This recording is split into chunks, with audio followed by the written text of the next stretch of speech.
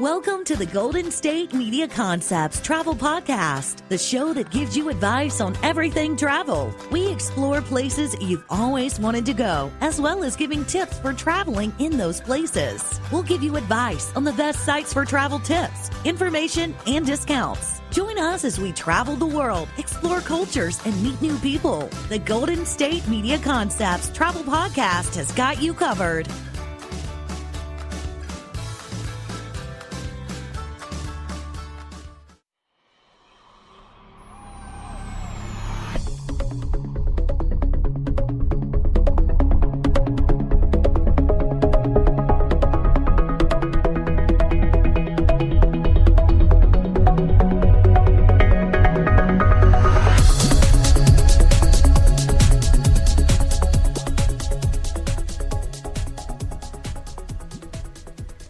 Hello and welcome to the GSMC Travel Podcast, brought to you by GSMC Podcast Network. I'm your host, Staci, and today we are talking about China. I know, depending on when you're listening to this, China is often in the news. Sometimes good reasons, sometimes bad reasons, a lot of it politically and economically. Talking about how China's become this great world power, this great economic powerhouse. And part of the reason they're able to do that is because, of course, they've got a huge population, and they really do. Like, the size of China land-wise is roughly about the same size as the U.S., but population-wise, we're like nowhere near the same because China, of course, has over 1 billion people. And within those billions of people, even though we in America tend to think, oh, they're all Chinese, they're all the same, they're actually not. Because China has 56 officially recognized ethnic groups, which I don't quite even know how many we have in America, because I don't know that we recognize ethnic groups. We recognize races, and so you have the main however many, and then you start having, if you're of biracial or multiracial, that starts being a whole different topic. But 56 officially recognized ethnic groups, which I guess implies there's possibly more ethnic groups that aren't officially recognized. So yeah, a lot. And the largest ethnic group, like hands down, is the Han, which comprise over 90% of the population. So that means at least 55 other ethnic groups are 10%, but 10% of like over 1 billion is still actually quite a lot. So, but the other 55 ethnic groups do enjoy some benefits from being officially recognized. So they enjoy things like affirmative action for university admission and exemption from the one-child policy, which I think is the most interesting aspect, because China's one-child policy, controversial, sure, but also, you can see why they thought of that as a thing, given the huge size of their population. But because I guess that the Han is 90%, all the other ethnic groups are like, you know what, you can continue adding your numbers because you're nowhere near like taking over. So by all means, have as many children as you want. It's not going to change too much. We've got 90%. Okay. But contrary to popular belief, there isn't even a single unified Han Chinese culture. There most certainly isn't a unified Chinese culture, even though, again, to outsiders and especially Americans, oh, they're just all Chinese. I couldn't tell you if you played, 2 of the different quote unquote Chinese languages, one after the other. I couldn't tell you which one was which. I just don't know. And it's a bit strange because they'll say, oh, they're speaking Chinese. Well, no, they're not, because there's no such thing exactly as Chinese. There's Mandarin and Cantonese and several others that I won't even try and name, but not really Chinese, the language per se. But while the Han Chinese do share certain elements, things like, cultural things, Confucianism, Taoist beliefs, there are regional variations in culture among the Han ethnic groups that are actually very diverse. And this part I can believe because, again, China is roughly the size of the U.S. If you think about the United States, there are some major regional differences between us. Like, I am from California, but my mother's family is originally from Massachusetts. And there's definitely some differences between us and things we do or things we say. I love those little, I don't know if you want to call it a quiz or whatever, where based off of how you pronounce certain words, it can kind of guess where you're probably from. So, how do you say the word pecan or pajama or aunt? And do you have a word for the drive-through liquor store? Do you even know that there is such a thing as a drive-through liquor store? Which, when I first took that quiz, I did not know. I was like, I'm sorry, a what?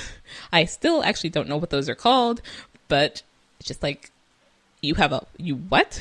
Drive-through liquor store? Okay, then. Never heard of that. All right.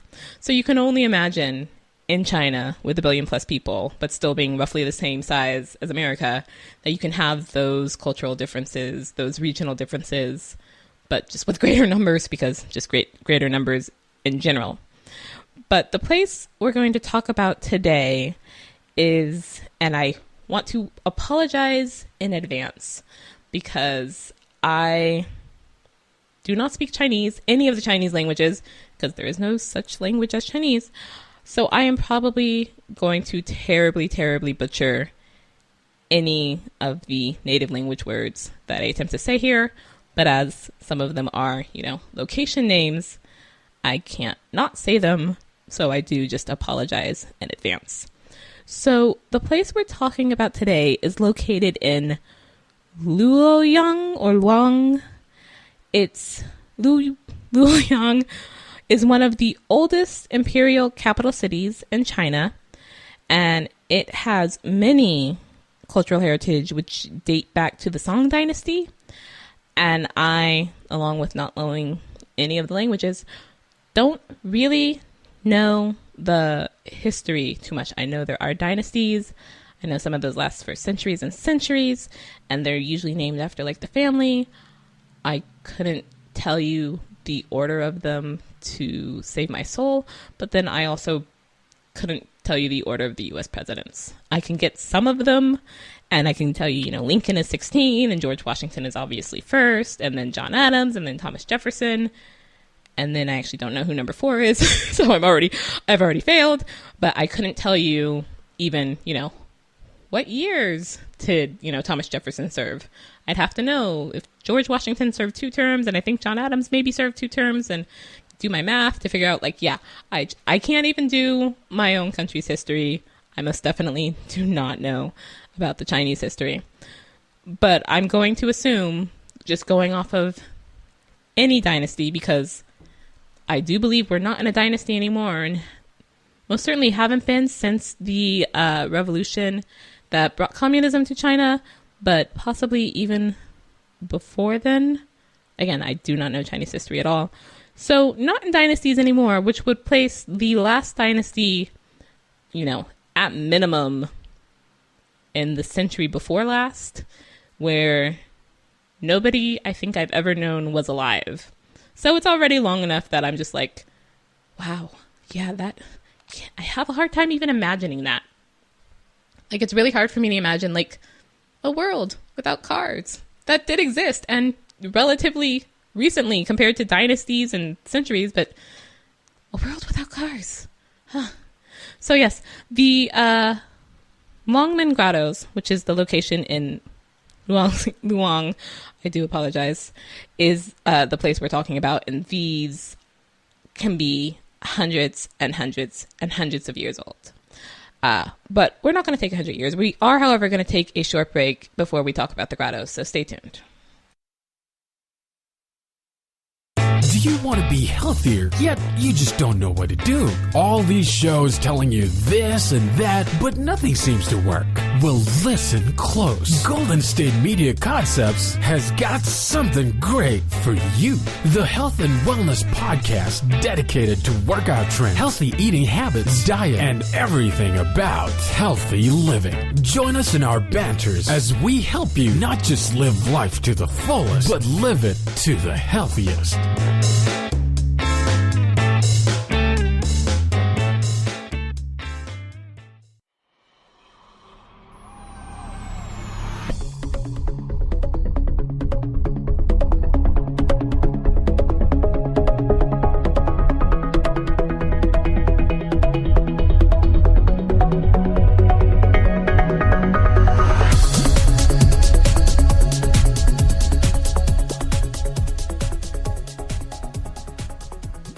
Welcome back to the GSMC Travel Podcast. Today we are traveling to the Longmen Grottoes in Luoyang, I apologize, China. The Longmen Grottoes, which thankfully at least that one I can say, is one of 3 notable grottos in China. And it is, as I tend to do, on the UNESCO World Heritage Site because I really like those, and history, though very little bit of history I can actually get my hand on. They were considered for the UNESCO World Heritage Site for being an outstanding manifestation of human artistic creativity, for its perfection of an art form, and for its encapsulation of the cultural sophistication of Tang China.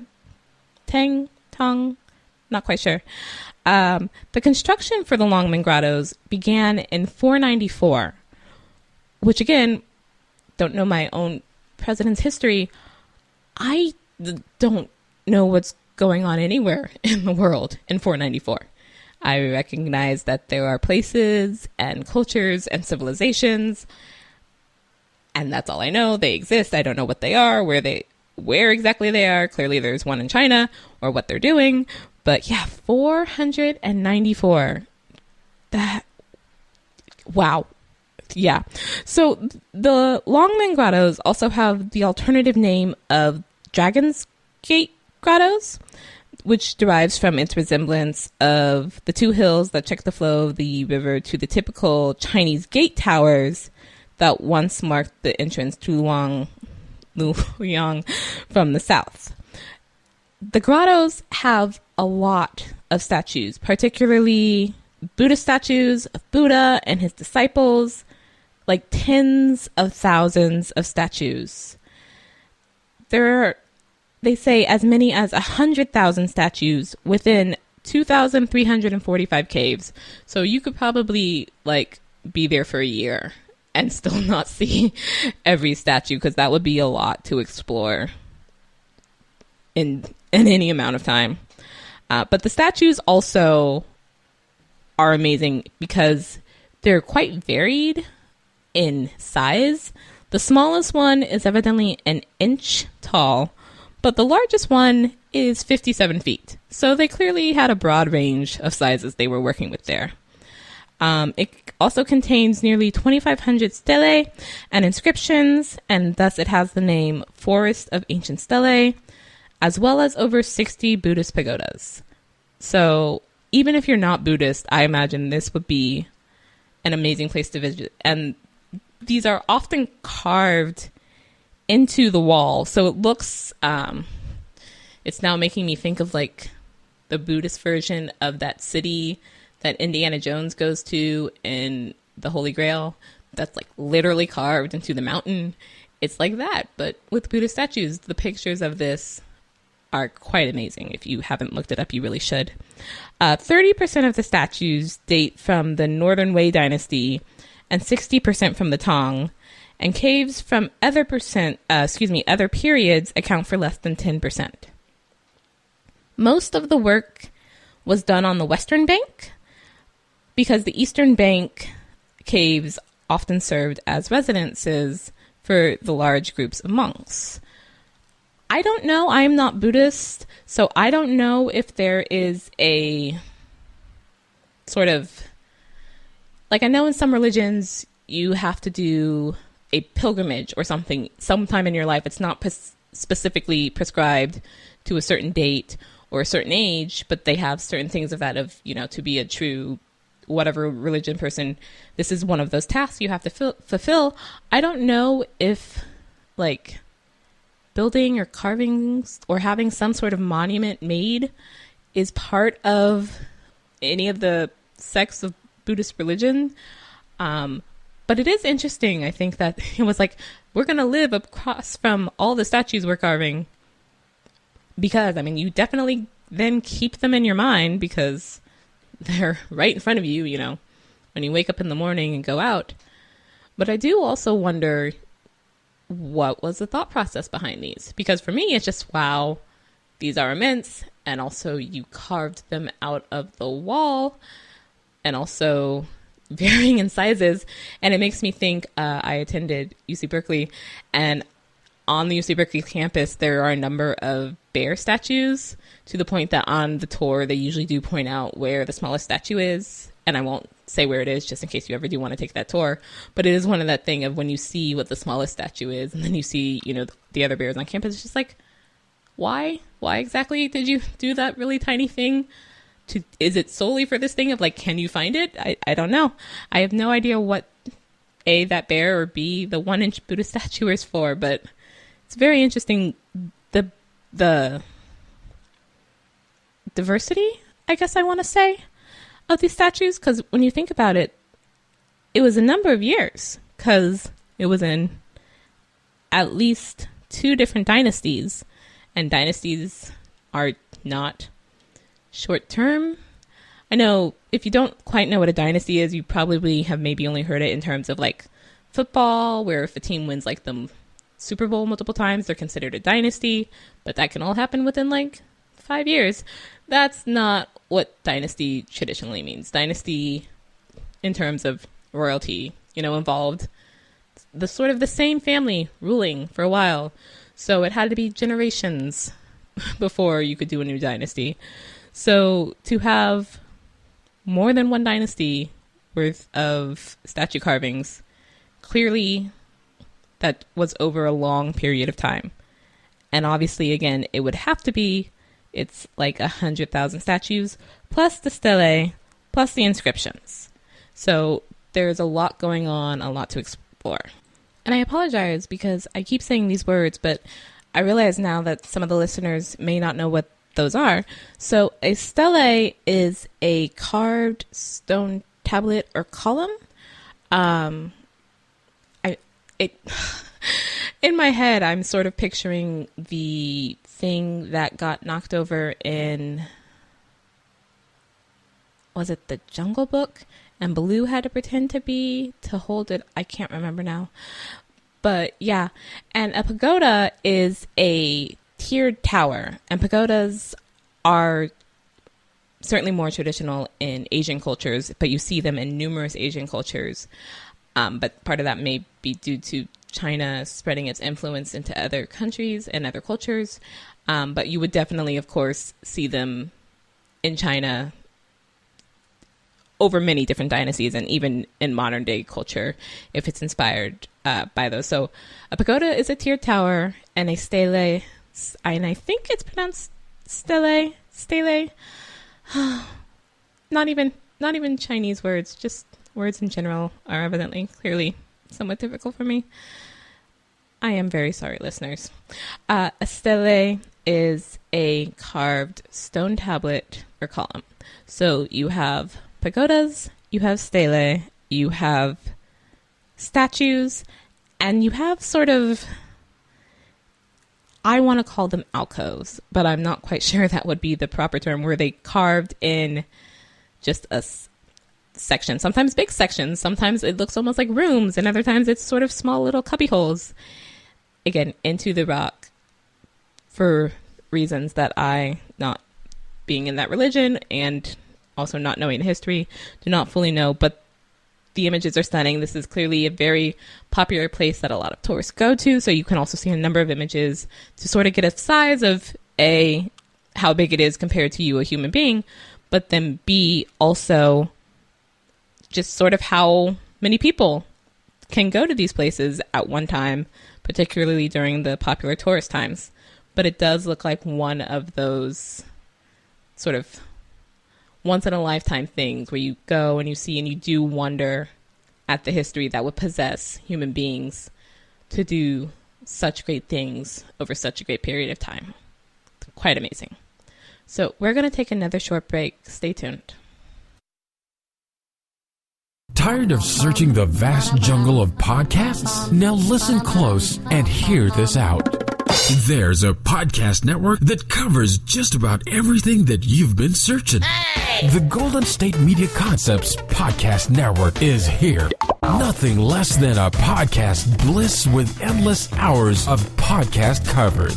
From news, sports, music, fashion, cooking, entertainment, fantasy, football, and so much more. So stop lurking around and go straight out to the Golden State Media Concepts Podcast Network. Guaranteed to fill that podcast itch.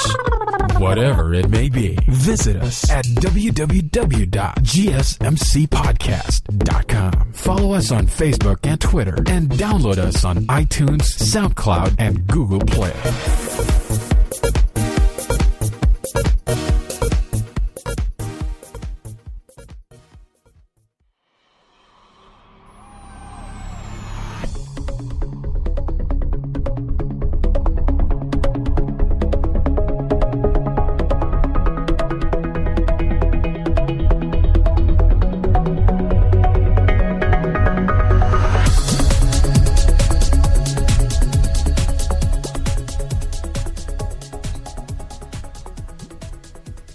Welcome back to the GSMC Travel Podcast. Before I get into the tip for today, I do want to talk a bit more about China and Chinese culture that I didn't mention earlier, because there are a number of things that I think might throw foreigners off about Chinese culture, because there are a number of things that are considered very normal or not anything to remark about in China that would be sort of strange in America. So one of those is spitting. People do tend to spit a lot because there's actually a belief, I believe, about it's bad for you to swallow phlegm or something very much like that. So you do see people spitting. Smoking in public places, even in hospitals, evidently can happen. They don't have the same thought process, I guess, we have about sort of personal space and what is that and how big of a, but that's actually varies between a number of countries of either not having an idea of personal space or not having the same idea of personal space and what, you know, is a good space to maintain between people. And if they bump into you, they may not apologize because that's not considered rude per se in China. So if you like get upset about that, they're just like, what, that happens? Why are you so angry, you strange foreigner, you?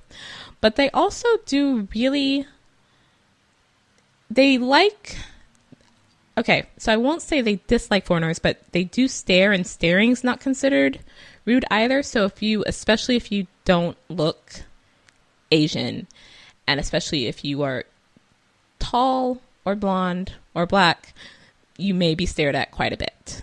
And again, that's not rude. It's sort of a way of showing interest. But for some people, you know, that they might not be able to get over. But where I come from, that's rude, so stop staring at me. But they also are very fond of children. And it's not at all strange or bizarre or creepy behavior in China for total strangers to come up and sort of fawn over children and, I want to say touch them, but that sounds kind of creepy, in the way that, you know, like your family members would, you know, in that sort of like, oh, stereotype of, oh, I hate the holidays because Aunt Ethel will pinch my cheeks sort of thing. That sort of, oh, aren't you cute? Oh, aren't you adorable? Oh, look at that hair. Oh, look at those cheeks. That sort of touching, not the creepy bad touching that we won't go into. So especially if you do take your children to China, just be aware of that. But that does sort of lead me semi-indirectly into my tip for traveling, which is to eat the street food. I both do really want to and also do really not want to do this. I do really want to because it does seem very much like just part of the traveling. Like if you haven't eaten the street food in a country, or have you really been to that country? You might not have been really been there. But also, I'm super picky. So even in non-street food, even in America, I'm just like, I don't want to eat that or that thing either. But if you're worried about street food and whether or not it's safe, look for places where kids are eating. Particularly, especially local kids, not like, you know, all the foreigner kids go there, but where local native kids are eating, because most likely, if it's safe for them, it's safe for you. Now, most likely. That is, there are some things where, you know, local people have just adapted to that food, and so it doesn't make them sick, where it might very much make a foreigner sick. But since things do tend to be toned down a bit for children across many cultures, if the kids are eating it, you've got a safer bet. And again, eating street food is part of experiencing the culture. So if you skip the street food, you would definitely miss out. So look for the kids. But also, because don't look for the kids in a creepy way. I just realized what I said there. Don't. Look for the street food stalls that are popular with kids and be one of the cool kids. Let's go with that. But also because the grottos were based off of Buddhism and Buddhist monks, I found this really cool site called monasterystays.com, which allows you to stay, as it says, in a monastery. Now, this is only based currently in Europe, I believe in Italy and Austria, and I'm not sure if it's based other than those two countries. So unfortunately, you can't stay in, a Chinese monastery. But that thought process of how did the monks live across from giant statues, and how do monks live, and that whole thought process led me here.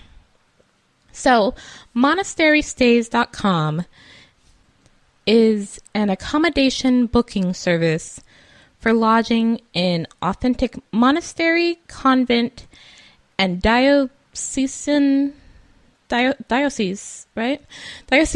houses in Italy and Austria. And staying in monasteries is actually a pretty old tradition, particularly back when you would have sort of pilgrimages along, well, like now my whole thought is the El Camino Trail, but also Canterbury Tales, which I did not like. So I'm thinking not very positively about either of those, but that this is a thing that travelers did used to do a long time ago. This is a tradition that goes back, again, centuries, like 1500 years or so, where you would stay in the local monastery or convent, most likely depending on your gender, unless there just wasn't an alternative, and it depended on their hospitality as well. And that was A, a safe place, but B, considering the levels of religion in those times, also just a accepted practice.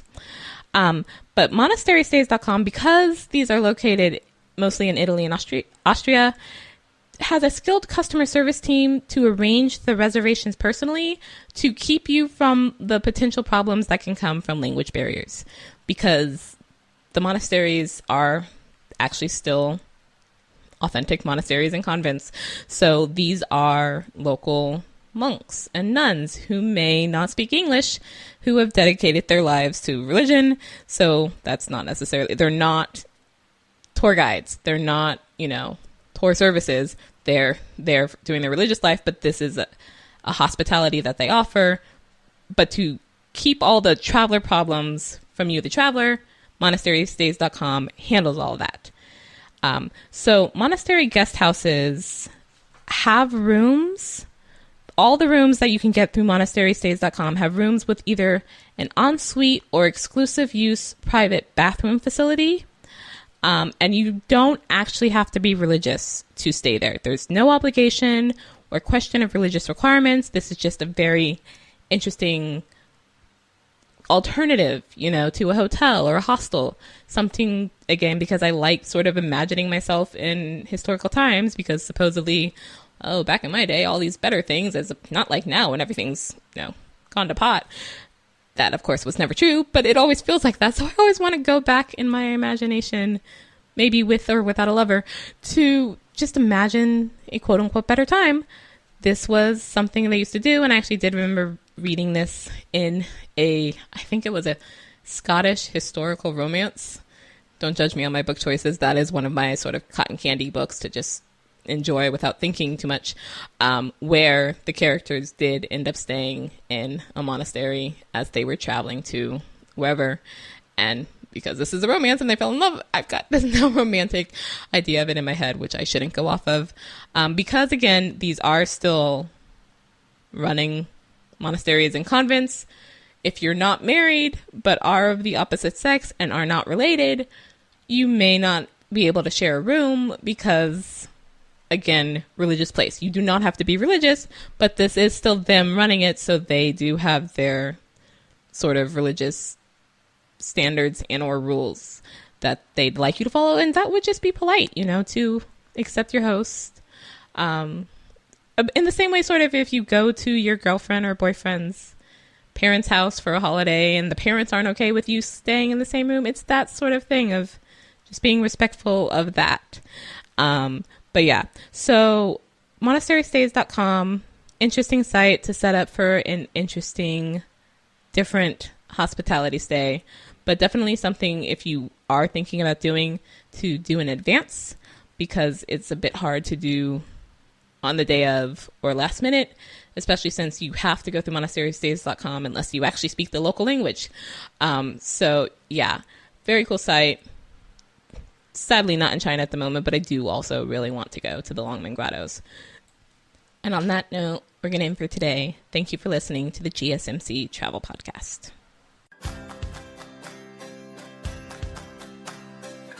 You've been listening to the Golden State Media Concepts Travel Podcast, part of the GSMC Podcast Network. You can find this show and others like it at www.gsmcpodcast.com. Download our podcast on iTunes, Stitcher, SoundCloud, Google Play, or anywhere you find podcasts. Just type in GSMC to find all of our shows from the GSMC Podcast Network. From travel to health and wellness to entertainment and life and happiness to sex and relationships. You can also follow us on Twitter and Facebook. Thank you, and we hope you have enjoyed today's episode of the Golden State Media Concepts Travel Podcast.